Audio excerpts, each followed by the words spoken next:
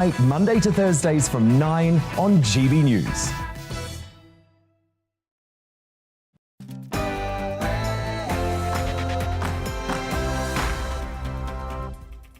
Hello and welcome to The Briefing, your afternoon fix of all the latest political news, debate and analysis. I'm Arlene Foster and here's what's coming up over the next hour.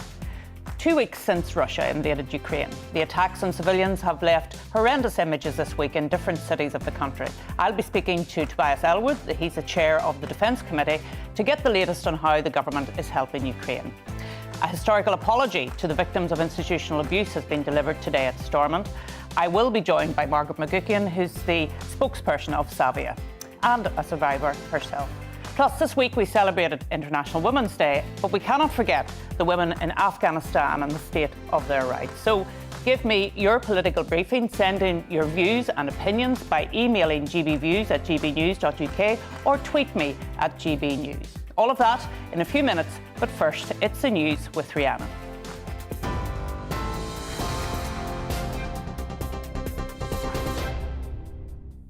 Thank you, Arlene. Good afternoon. It's 1 minute past 3. I'm Rhiannon Jones in the GB newsroom. President Zelensky says Ukraine has reached a strategic turning point in its war with Russia, but has warned it isn't possible to say how long fighting will continue. Meanwhile, Russian President Vladimir Putin says there's been some progress made in Moscow's talks with Ukraine. The comments come from his meeting with his Belarusian counterpart Alexander Lukashenko. Ukraine's state energy provider says nearly 1 million people are without power and more than 220,000 are without gas in freezing conditions in the wake of the invasion. The UK's Defence Ministry says Russia's likely to reset its forces for a new offensive. That's after satellite pictures appear to show its tank convoy outside Kiev dispersing. In Dnipro, footage released by Ukraine show the aftermath of an airstrike at what appears to be the site of a shoe factory. Russian news agencies say their troops have taken out 2 military airfields in the western cities of Lutsk and Ivano-Frankivsk, widening the offensive. They also claim Russian-backed separatists have captured the city of Volnovakha, the northern gateway to Mariupol. In Kharkiv, people are sheltering in metro stations as the city comes under relentless bombardment. The governor says residential areas have been shelled 89 times in just one day. The mayor says 48 schools have been destroyed. Meanwhile, the head of NATO, Jens Stoltenberg, has called for Russia to cease fire to allow civilians to get out of besieged cities. The bare minimum is to establish humanitarian corridors where people can get out and humanitarian aid can get in. Any attack on civilians is violation of international law, is a war crime. Jens Stoltenberg there. Foreign Secretary Liz Truss has sanctioned 386 members of the Russian Duma for their support for the Ukrainian breakaway regions of Luhansk and Donetsk. It's after Chelsea owner Roman Abramovich was sanctioned by the government over his links to Russian President Putin yesterday. British property developer Nick Candy is still interested in making a bid for the football club and is examining the details of the sanctions. The Chancellor Rishi Sunak says the Russian invasion is causing economic uncertainty. That's despite UK economic growth bouncing back in January as the effects of the Omicron variant began to ease. The Office for National Statistics says GDP grew by 0.8% above pre-pandemic levels. Experts, though, have warned the economy isn't out of the woods yet, with an inflation shock on its way. The government is going to ask Brits to open their homes to refugees fleeing the conflict. The Levelling Up Secretary Michael Gove will unveil details of a sponsored route on Monday. It'll allow Ukrainians without family ties here to come to the UK. Those offering free accommodation will be vetted to ensure it's safe for the refugees. It follows criticism the UK has been slow to help some of the 2.5 million people who've already fled Ukraine. Speaking at an EU Leaders Summit in France, President Ursula von der Leyen thanked member states for their support in the crisis.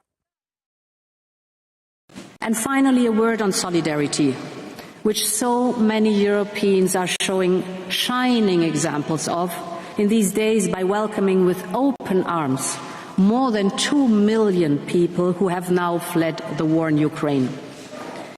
I want to thank all EU member states and in particular the countries in the front line. Ursula von der Leyen there. In other news, the High Court has ruled that the Met Police breached the rights of the organisers of a vigil for Sarah Everard by not allowing the event to go ahead. Members of Reclaim the Streets cancelled their plans in March last year after being told they'd be fined £10,000 each for breaking coronavirus rules. The policing of a spontaneous vigil that took place instead was widely criticised. Ministers in Northern Ireland have delivered a long-awaited apology to the victims and survivors of historical institutional sexual abuse. A minute's silence was held for those who've died before the apology was delivered. Ministers from each party in the Northern Ireland Executive apologised on behalf of the state, as did the representatives from 6 institutions that ran facilities where the abuse took place. This is GB News. We'll bring you more as it happens. Now back to the briefing with Arlene Foster.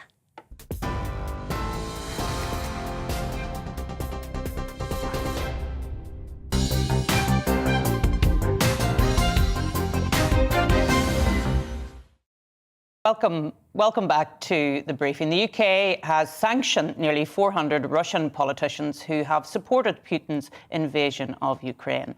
The Foreign Secretary has announced that they are being banned from travelling to the UK and any assets that they have in the country will be frozen. In an escalation of Moscow's air campaign this morning, a number of Ukrainian cities were targeted by Russian airstrikes. Ukrainian authorities said that the airstrikes hit a children's nursery, a neighbouring block of flats and a 2-storey shoe factory, whereas the attacks elsewhere targeted military airfields.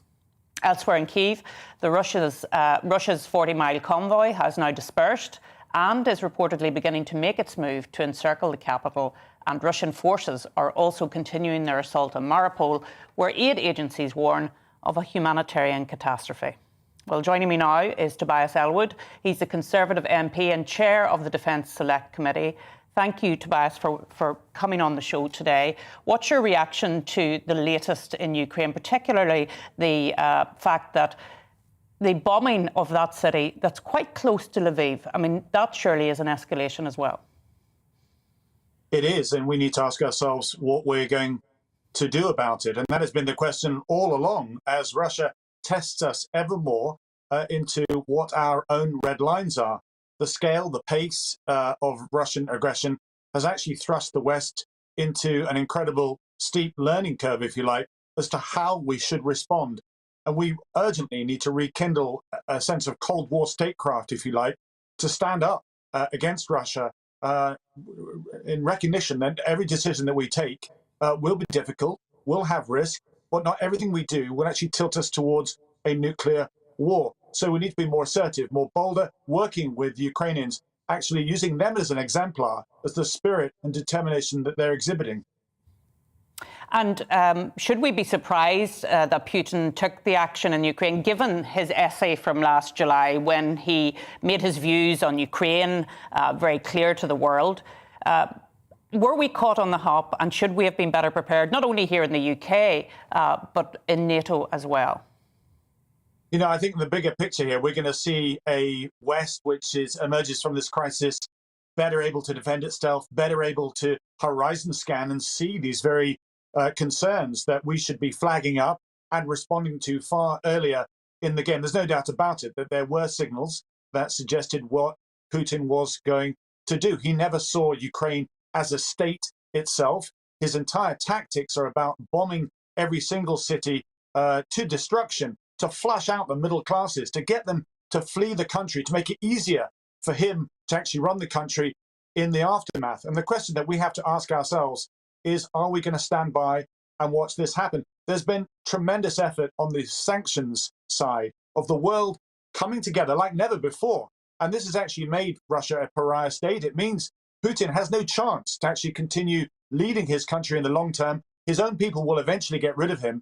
There's now a race against time as to when that happens and how much damage he can cause Ukraine. I make it really clear this is game-changing for whoever loses, because a Putin victory would actually see the West progressively lose control over our international rules-based order that we spent so long to create, as Russia aligns itself with China and pursues a rival sphere of global influence. We need to recognize this is not just about Ukraine. This is about a new era of insecurity, and we need to really wake up. A lot was made of the fact that 141 countries voted against the invasion of Ukraine at the United Nations. But I was concerned about the number of countries that actually abstained on that, Tobias, and some of them quite significant countries as well. South Africa, obviously China. Should we be concerned that there is a growing anti-West feeling and that has been demonstrated by that vote at the UN? I wouldn't say it's anti-West. I think every country needs to look at itself. Every business person, every company doing any operations in Russia needs to ask themselves, is it worth continuing? Am I doing the right thing? Am I supporting the Ukrainians by continuing to do business? As I say, we're on a learning curve. Every single country is as well, trying to re-establish what they should do, knowing that there'll be economic harm when they breach ties. We cut back our oil and gas. There will be consequences for everybody in Britain and indeed across Europe when that happens. But that is the right call to make. We need to wake up as to the scale of this threat. It's way beyond Ukraine itself. And we are at a dangerous moment in this conflict, because what we're seeing Russia doing, Putin is actually testing where we are willing to go. He's now talking about building up a picture to use chemical weapons. Are we now going to condemn that, but then not react to that? Putin is taking advantage of our timidity, and we need to recognize it's important to stand up to him, because he won't stop at Ukraine alone. And yesterday I noticed that you said on Twitter that Putin will not stop until he is stopped. What did you mean by that, Tobias? Well, this is exactly it. He recognizes that he doesn't recognize any war crimes as such. He sees use of chemical weapons, even tactical nuclear weapons, as part of the course to succeed. He cannot afford to fail. If he goes back to the Russian people and said it was not worth it, that will be the end of him. He knows that, therefore, he requires a victory. But when he does so, he'll use any means to secure that victory. And once he's done so, he'll continue moving forward. You made reference to an important document, that 5,000-word essay that talked about reintroducing Russian sphere of influence into the Slavic area of Europe. That includes Moldova, that includes part of the Baltics, that includes Georgia as well. I repeat, this isn't just about Ukraine. This is much, much bigger. This is a totemic change into the way our world actually operates, and we're still stuck behind these old rules as to how NATO should function. The one thing that Putin actually is scared of, fears the most, is the utility of NATO, this most formidable firepower. And yet, by and large, we've decided, because we're so concerned things will spiral out of control, that we cannot utilize that strength. That needs to change. Yeah, and Tobias, just before I let you go, and thank you so much for joining me. Obviously, you were one of the MPs who put a letter into the 1922 committee around your own leader, the Prime Minister. Other colleagues have now withdrawn those letters. Have you withdrawn your letter?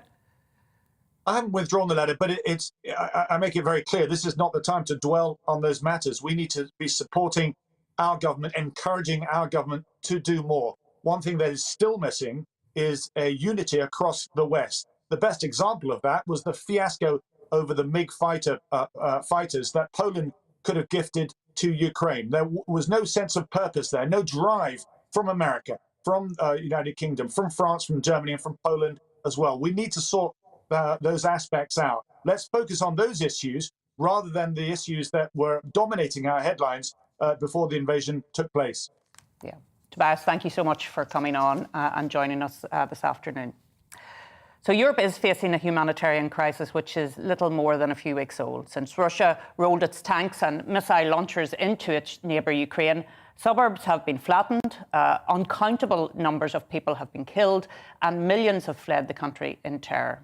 Our regular Friday host of the lunchtime briefing, Isabel Oakeshott, is on a special trip to Ukraine's neighbour Poland with the UK Parliament's all-party group in Poland. She's been seeing how the country has dealt with the vast number of Ukrainian refugees crossing the border and how the UK could learn from the generosity shown by the Poles. She sent us this report from Warsaw. The clatter and clamour of a busy kitchen near Warsaw as two families prepare for supper. Eugenia and her partner Alina have been taken in by a Polish family they'd never even met, along with 12-year-old Sasha and Marina, who's just 5. A few days ago, it was a different kind of crashing they heard from their apartment in Kiev, the terrifying roar of Russian bombs raining down on their home city. The evening, we started to hear these explosions more often, and we really realized that it's time to leave. So maybe I still had doubts, and I was hoping that maybe next day it will all stop. And Alina said, "Okay, I take children and go." I don't remember that we even told something to children, but we were talking to each other, so they probably, so Sasha understood what is happening, and Marina, she was just scared. So she so when I was packing, she took her best dress and put it into our luggage and said, "Mom, will we get back?" I said, "Of course we will." Eugenia said she would have stayed to fight like her sister if it wasn't for the kids, but her relief at being safe with her family is clear. I cannot tell how much we are grateful for all the Poland and all the people here. They are just, it's amazing. So I couldn't even imagine that there will be so much support from Poland. Really, it's like, so we are living now in a house of one Polish family. They have 3 kids, their own, and now they have all of us with our dog, with a cat. Despite such a short time knowing each other, these two families seem to share a deep bond. Mum of 3, Violetta, says she was well prepared for the likelihood that their stay would last much longer than a few days.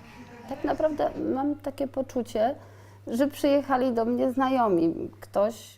I don't see them as strangers. I feel like they're my friends come to visit. Przyjęcie kogoś obcego do domu. Eugenia and Alina are very lovely. It's not a problem for us at all. Wspaniałe kobiety. Since the Russian invasion began, we've heard so much about the generosity of the Poles in welcoming refugees from Ukraine. But it doesn't really feel real, I think, to us in the UK until you actually come into a home where a Polish family has welcomed complete strangers into their daily lives. And everybody is coexisting in a pretty merry chaos, really. Everybody is mucking in together and trying their best to make this work, not really knowing how long it's going to be for. Eugenia and her family are among 1.5 million Ukrainians who've fled the violence in their country and come to Poland. Among those making it across the border to safety were 20 sick children, many of them battling cancer. They've come from Kharkiv, a large city in the east which is being flattened by Vladimir Putin's forces. He says it's to denazify Ukraine. The faces of these children tell a different story. And despite the heroism of aid workers helping on the border, it's clear to me that even those who work for charities struggle to come to terms with what they are seeing. This is the most tragic moment when you see children crying. You know, the first time I was on the border in the reception point, I saw drawings on a wall, and one of them was the simple one, "Daddy, I love you," and they're heartbroken. Yes, and these are the pictures that will stay with me for whole my life, and I hope they will find themselves soon. Western nations have been remarkably unified in their support for Ukraine. Kamala Harris, the US Vice President, visited Warsaw on the day we filmed to shore up the NATO alliance. But the warm words stop short of direct military help on a scale that the Ukrainians would like. And with refugee numbers now threatening a humanitarian crisis in Poland as well as Ukraine, ministers here are calling on friends like Britain to do more. Nie mamy najmniejszej wątpliwości, że są pewne ograniczenia. No, co do tego nikt nie ma wątpliwości. It's only 1.5 million refugees now, but there could be millions more to come.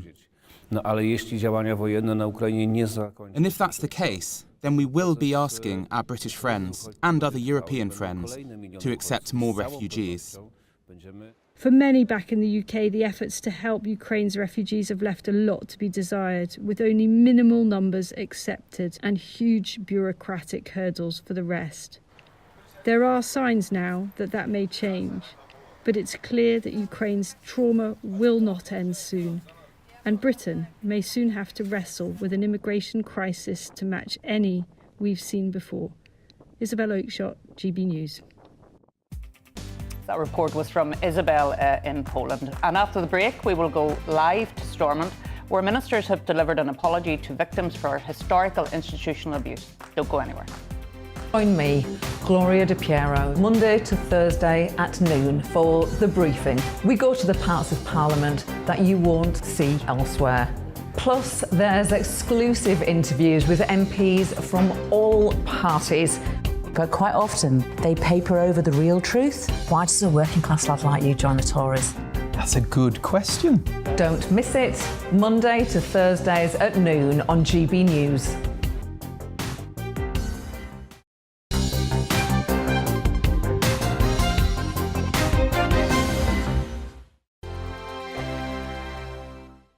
GB News is the UK's home of discussion and debate from all perspectives. To stay up to date on the latest stories, make sure that you subscribe to the GB News channel right here on YouTube. You can watch us live 24/7 across the whole world. You can also check out exclusive content and catch up on previous episodes of your favourite shows. Every day, we ask the questions that you'd ask, so why not add your voice to the conversation in the comments section? Don't forget to subscribe. We are GB News, Britain's news channel. Every night at 11 on GB News, we bring you the next day's stories the day before. It's basically like time travel. If it's a big story, we'll cover it, guaranteed. But we'll also have some fun along the way. Big opinions, big laughs. Sometimes big hair. This is Headliners, the paper review show that won't send you to sleep like the others will. 11 p.m, 7 nights a week. Join us.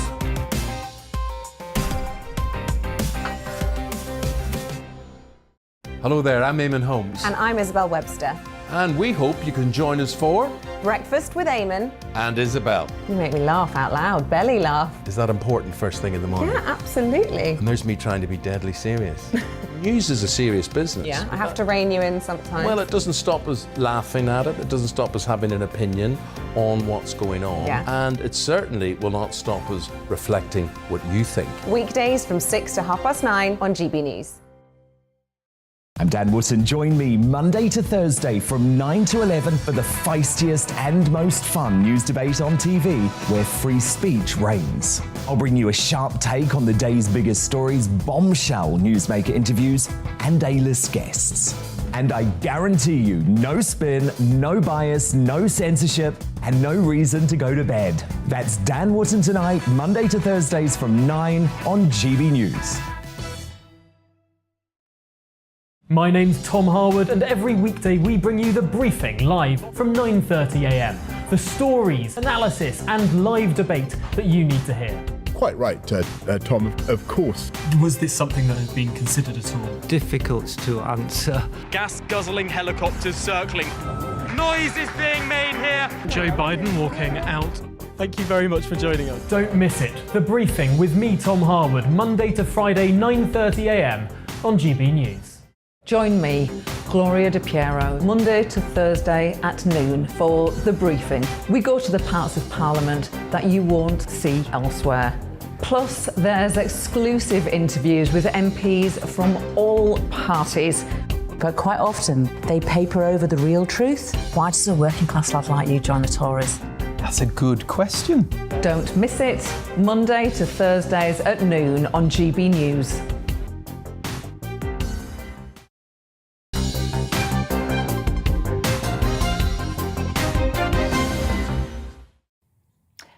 Welcome back to The Briefing. This week we celebrated International Women's Day when, of course, we reported on the Taliban last August they took control of Afghanistan, the world focused on how women's rights in the country were rolling back. So we wanted to take the opportunity to put the focus again on women in Afghanistan and how they are still suffering. Months after the invasion, it seems like the world has forgotten about them, and we wanted to consider what the state of women's rights there is. So joining me is Heather Barr. She's Associate Women's Rights Director from Human Rights Watch. Heather, thank you so much for joining us. Tell us, what is it like to be a young woman living in Afghanistan at this point in time? So the last 7 months have been absolutely disastrous for Afghan women and girls. And one of the things that is important is that activists said to us after the Taliban took over in August that they believed that the Taliban's policies toward women would become worse and more restrictive and more abusive over time. And unfortunately, they've been right about that. So we've seen the Taliban sort of coming out with new policies every couple of weeks, sometimes every day, restricting women more and more. One of the most recent things was a ban on women leaving the country without a man chaperoning them. So the situation's been awful, and I think Afghan women are feeling like they've been really forgotten. Yeah. Even before the fighting started in Ukraine, Afghans were feeling very forgotten, and now they feel like they're off of everyone's mind for good. Yeah. And I remember at the time, some commentators were saying this is a different Taliban and things won't be as bad as it was 20 years ago before the intervention by the US and ourselves. But that has proven to be nonsense, surely, hasn't it?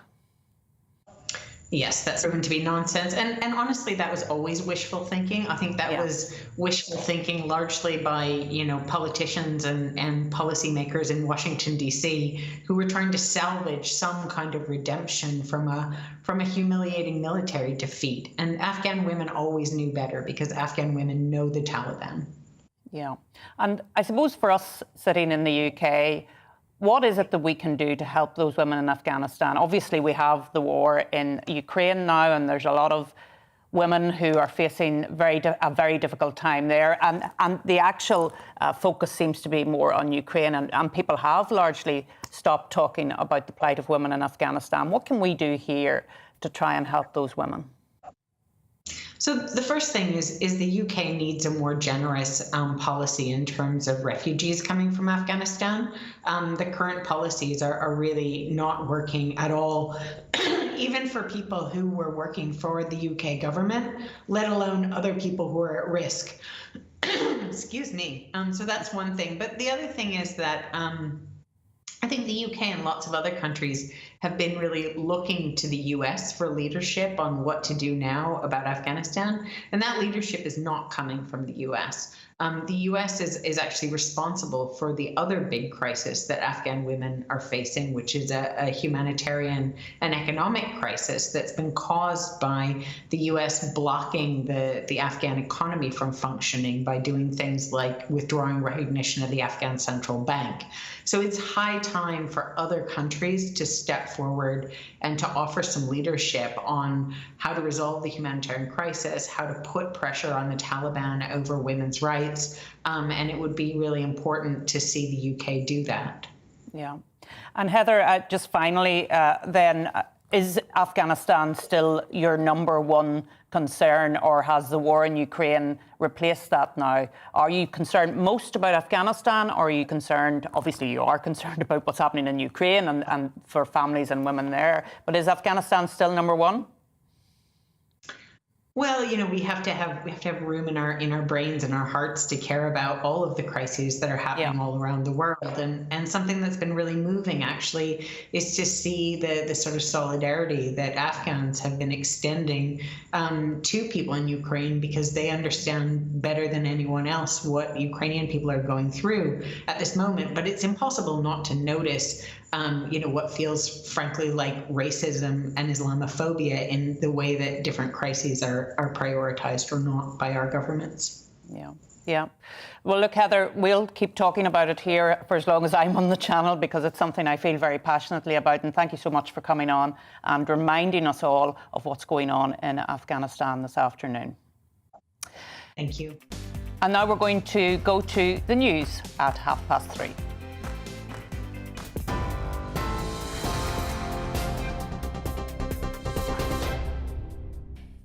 Thank you, Arlene. It's 3:30. I'm Rhiannon Jones in the GB newsroom. Russian President Vladimir Putin says there's been some progress in Moscow's talks with Ukraine. The comments come from his meeting with his Belarusian counterpart Alexander Lukashenko. Meanwhile, President Volodymyr Zelensky says Ukraine's reached a strategic turning point in its war with Russia, but has warned it isn't possible to say how long fighting will continue. Kiev's Mayor Vitaly Klitschko says supply lines are open and residents returning to fight.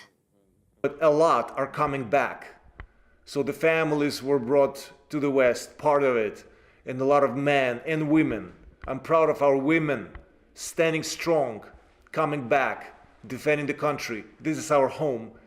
We cannot leave somewhere. This is our home. The UK's Defence Ministry says Russia is likely to reset its forces for a new offensive. That's after satellite pictures appeared to show its tank convoy outside Kiev dispersing. In Dnipro, footage released by Ukraine shows the aftermath of an airstrike at what appears to be the site of a shoe factory. Russian news agencies say their troops have taken out 2 military airfields in the western cities of Lutsk and Ivano-Frankivsk, widening the offensive. In Kharkiv, people are sheltering in metro stations as the city comes under relentless bombardment. The governor says residential areas have been shelled 89 times in one day. The mayor says 48 schools have been destroyed. In other news, ministers in Northern Ireland have delivered a long-awaited apology to the victims and survivors of historical institutional sexual abuse. A minute's silence was held for those who've died before the apology was delivered. TV online and DAB+ radio, this is GB News. It's back to the briefing with Arlene Foster in just a moment. Don't go anywhere.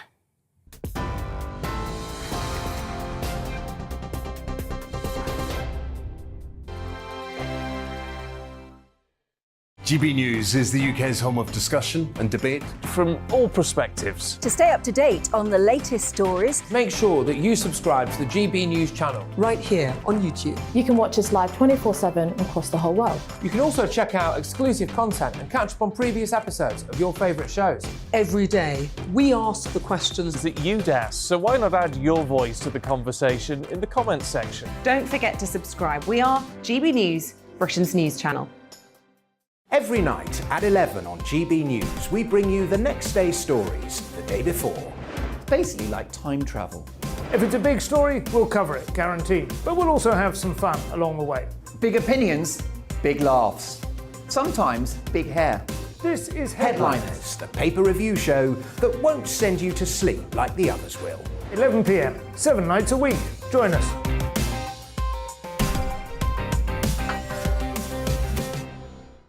Hello there, I'm Eamon Holmes. And I'm Isabel Webster. And we hope you can join us for Breakfast with Eamon and Isabel. You make me laugh out loud, belly laugh. Is that important first thing in the morning? Yeah, absolutely. And there's me trying to be deadly serious. News is a serious business. Yeah, I have to rein you in sometimes. Well, it doesn't stop us laughing at it. It doesn't stop us having an opinion on what's going on. Yeah. And it certainly will not stop us reflecting what you think. Weekdays from 6 to 9:30 on GB News. I'm Dan Wootton. Join me Monday to Thursday from 9 to 11 for the feistiest and most fun news debate on TV, where free speech reigns. I'll bring you a sharp take on the day's biggest stories, bombshell newsmaker interviews, and A-list guests. And I guarantee you, no spin, no bias, no censorship, and no reason to go to bed. That's Dan Wootton tonight, Monday to Thursdays from 9 on GB News.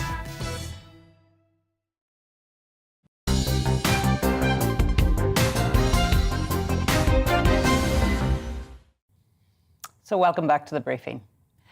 Ministers in Stormont and leaders of religious orders have issued a long-awaited apology to victims of institutional abuse in Northern Ireland following a public inquiry that uncovered widespread mistreatment in 22 children's homes spanning more than 7 decades.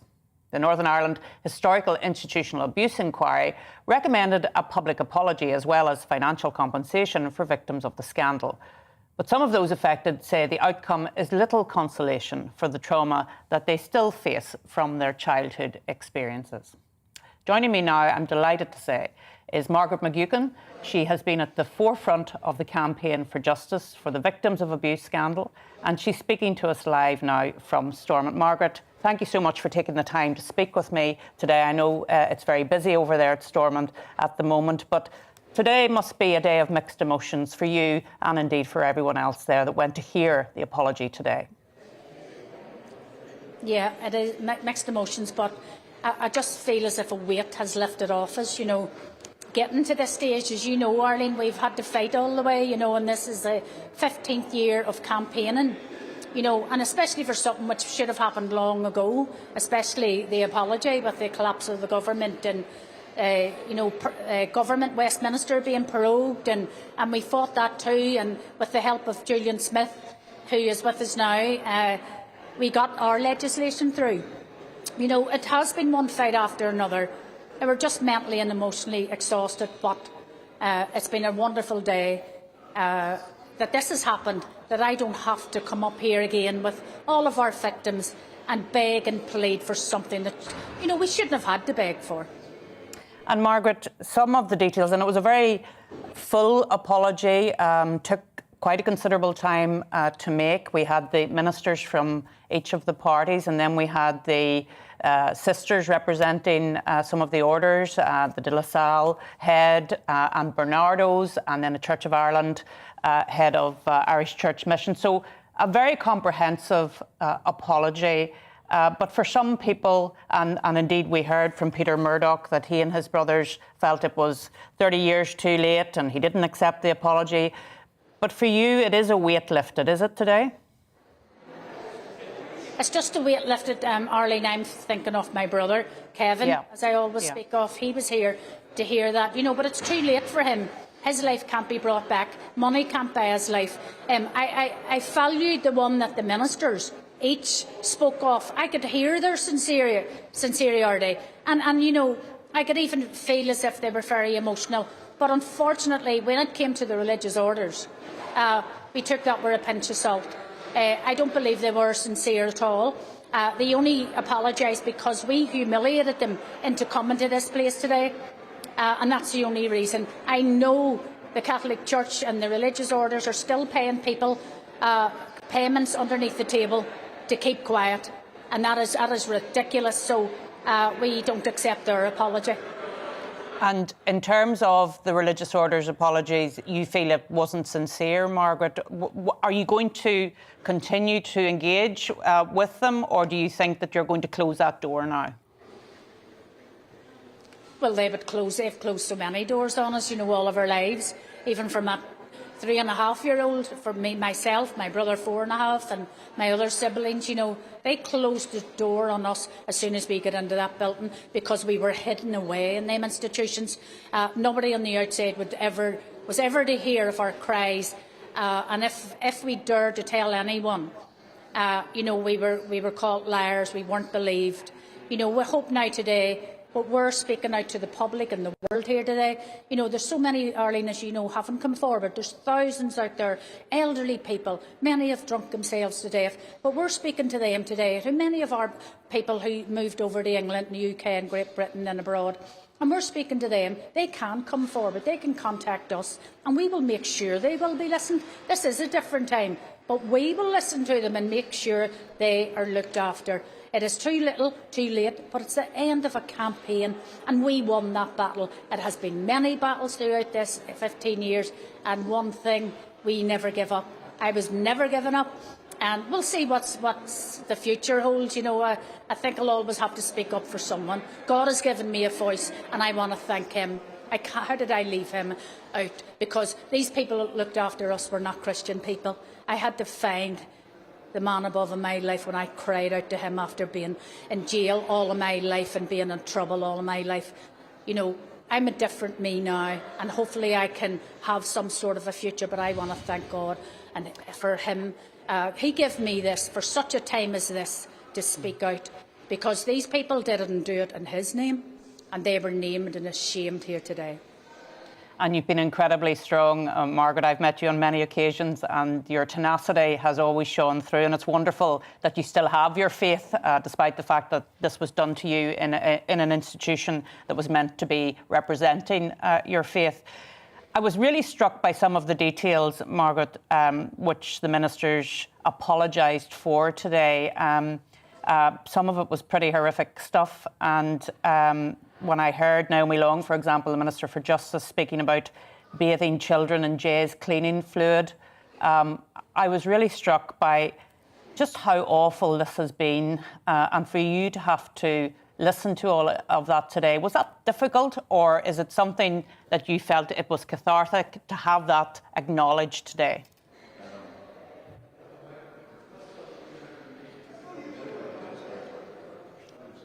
Are you looking for something in the report, Margaret? Can you hear us, Margaret? Oh dear. Oh, I'm sorry about that, because I really wanted to ask Margaret about some of the details that were apologised for today, because it is a very, very sorry state of affairs that happened during that time. But I do say this, the Commissioner for Victims and Survivors Office has now been established in Northern Ireland. So if anybody is watching this show and they want to come forward and to seek help, it is there, and we would encourage you to come forward and seek that help. So thank you so much to Margaret. It's a huge day for her after all of her campaigning, and it's wonderful that she found the time to join me this afternoon.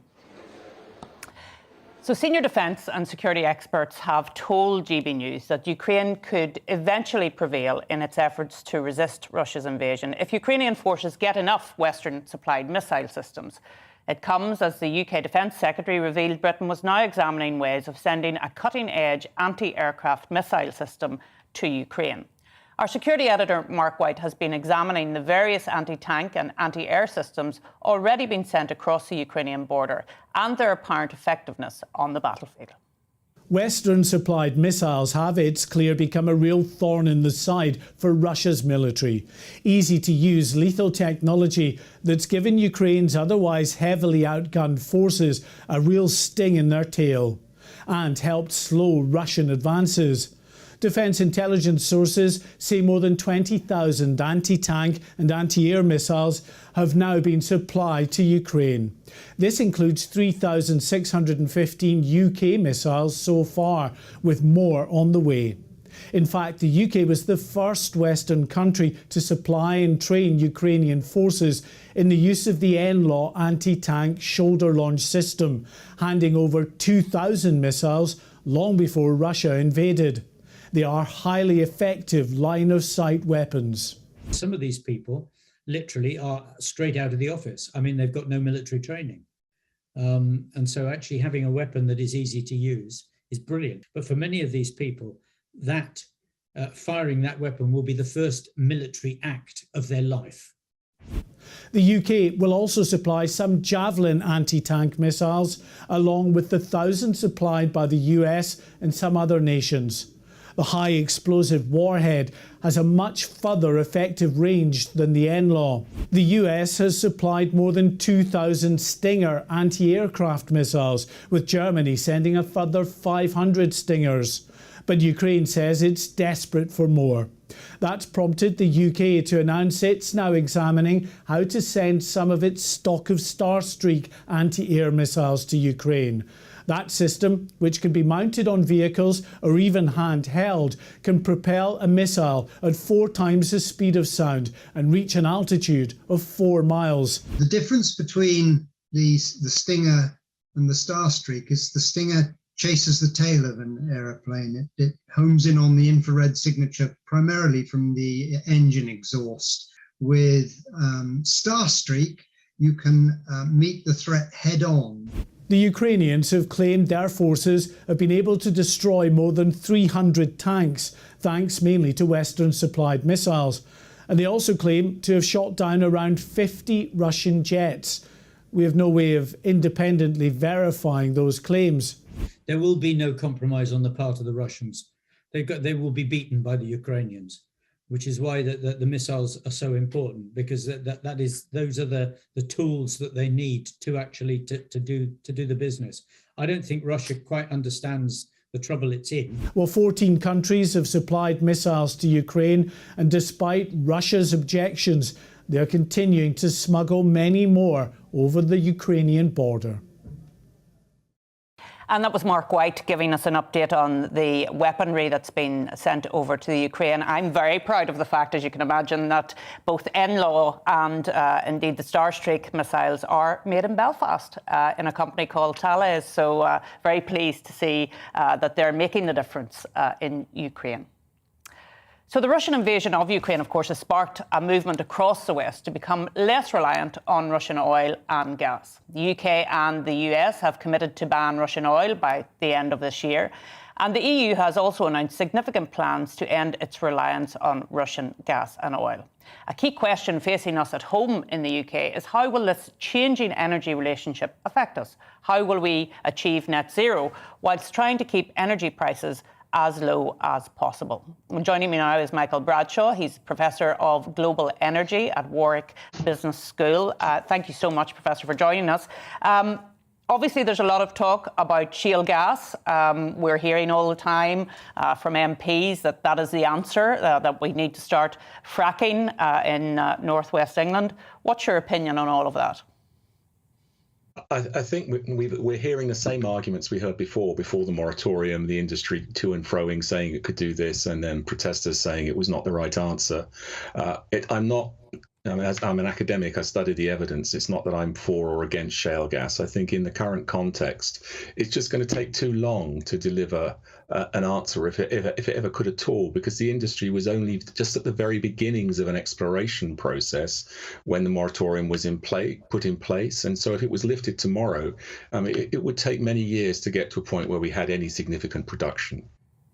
Yeah, and I mean, I suppose as well, it would be difficult. I mean, we talk about the volume of gas that there is in that shale shelf, but commercially, it would be incredibly difficult to get that gas out, wouldn't it? I mean, we've already seen some of the difficulties with tremors and small earthquakes. It would be difficult to make it commercially viable, wouldn't it?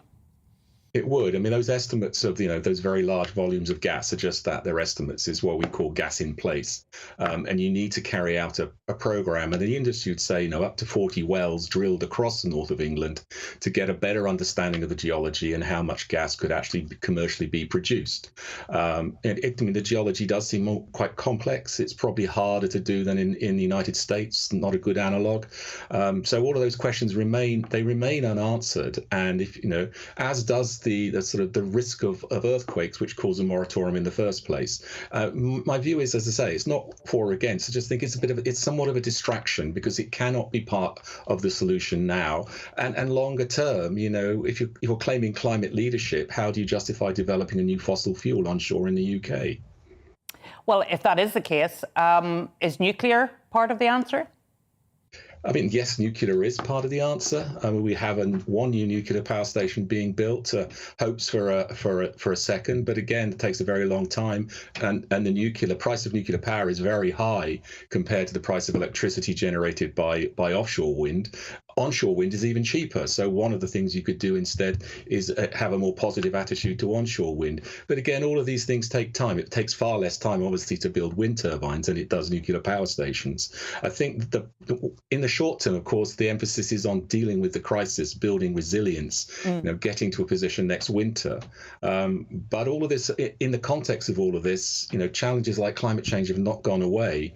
What we do short term shouldn't actually compromise what we want to do longer term. And I think many of those measures, you mentioned the European Union, all of the measures they're talking about are admirable, but that they all take different timeframes. Some can be done quickly, others not. And we have to be realistic about what we need to do now and what we can achieve in the long term.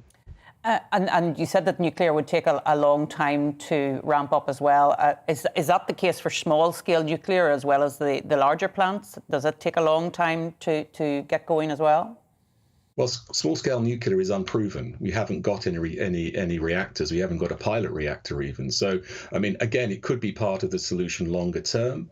The other thing to remember is we have a large number of nuclear reactors in the UK, which are past their sell-by date almost, if you like, and they have to come offline towards the end of the decade. I mean, in the shorter term, presumably we're looking at keeping those reactors working as reliably and for as long as possible.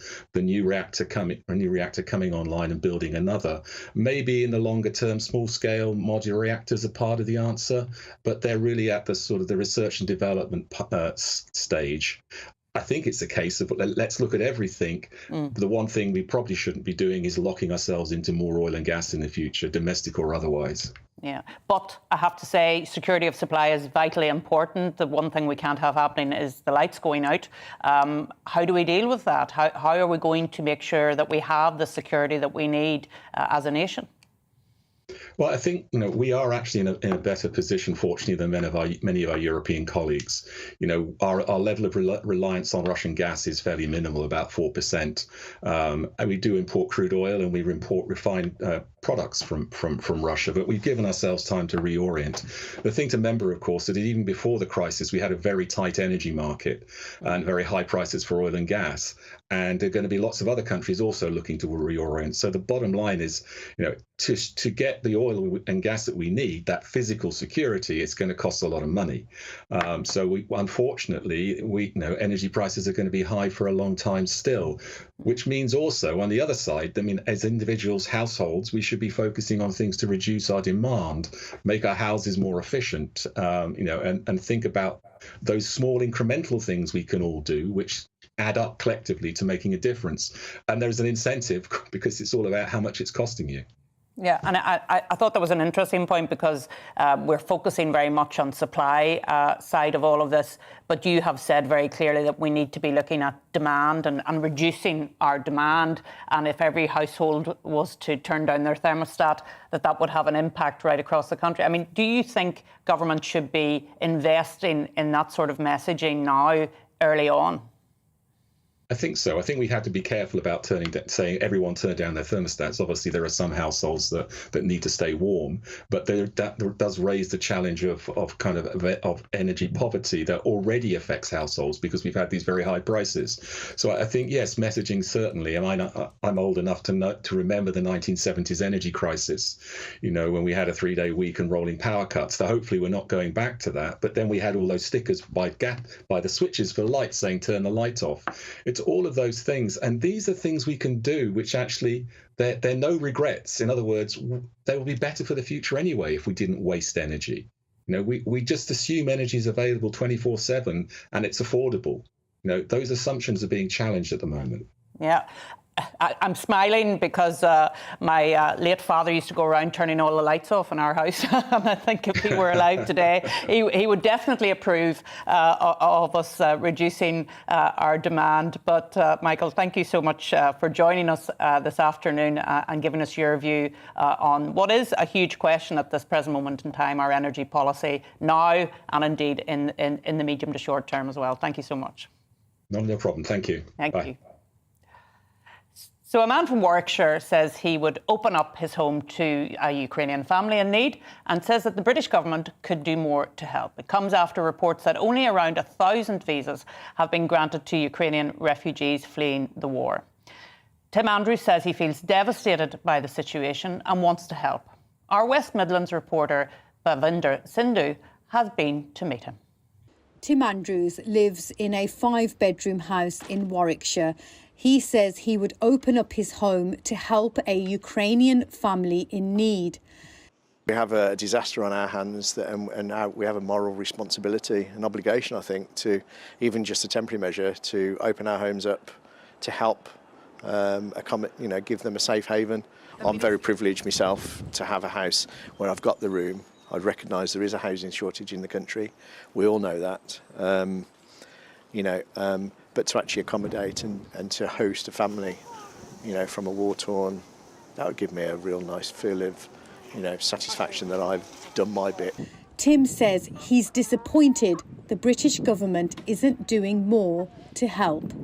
From afar, it looks as if they were far too slow to react. As I say, we had the intelligence that they were going to invade. We knew this was going to happen many weeks ago, so why wasn't the provisions put in place? There's been pressure on the government to do more to help Ukrainian people. The current visa system has been criticised for being too slow, with only around 1,000 visas granted.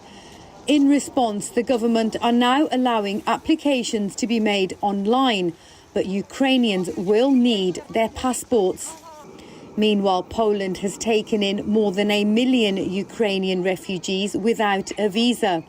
In times like this, you stop and think about what it'd be like, how we would feel. You just can't comprehend having to even leave your animals, get as much as your belongings in a rucksack and leave your loved ones behind as well. It's just heartbreaking. In a statement, the Home Office say we've expanded our visa application capacity to 13,000 a week, deployed extra staff across the EU with a 24/7 helpline. This allows us to balance security risks while welcoming those in need. A new sponsorship route will allow Ukrainians with no family ties to come to the UK. Meanwhile, thousands of Ukrainians, including women, children and the elderly, are desperate to find a safe place they can call home. Balvinda Sidhu for GB News.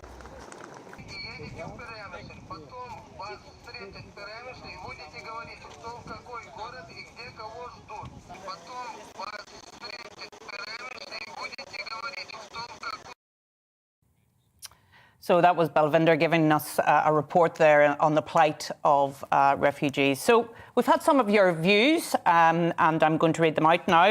Alan has sent in his view, and he said, we need to decouple over time from China and Russia, as working with these dictatorships cost lives at some point in the future. Government needs to pass laws making it against the law for our companies to do business with any country dealing with Russia or China. That's Alan's view.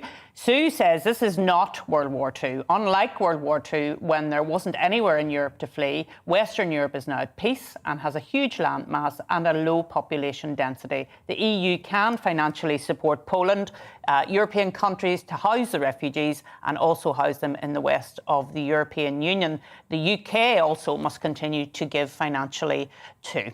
So those are some of your views coming in this afternoon. You've been watching The Briefing with me, Arlene Foster. The show is back every Friday from 3 p.m. and up next, it's Nana Akua. Hi, I'm Mark with your latest forecast. It's looking like a rather changeable weekend of weather across the UK with showers or longer spells of rain. There will be some sunshine in between, but it will often be rather windy, particularly on Saturday. So we look at the pressure pattern then for Friday. You can see some fairly tightly packed isobars, so it's been quite a windy day today too. And this cold front has brought some heavier, persistent rain across many areas through the day. It's continued to track its way northwards, so quite a wet picture through the evening across much of Scotland.